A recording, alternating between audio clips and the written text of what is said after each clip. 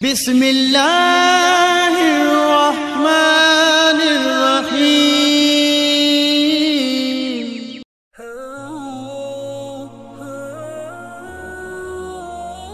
ابو التیاہ کہتے ہیں کہ ایک شخص نے مجھ سے بیان کیا کہ عبداللہ بن عباس رضی اللہ تعالی عنہ جب بصرہ آئے تو وہ ابو موسیٰ رضی اللہ تعالی عنہ سے حدیثیں بیان کرتے تھے۔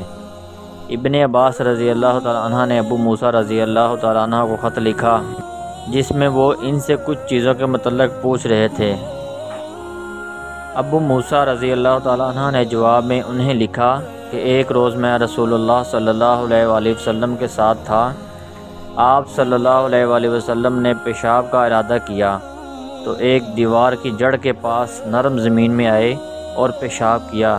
پھر فرمایا جب تم میں سے کوئی پیشاب کرنا چاہے تو وہ اپنے پیشاب کے لیے نرم جگہ ڈھونڈے تاکہ جسم یا کپڑے پر پیشاب کے چھینٹے نہ پڑنے پائیں۔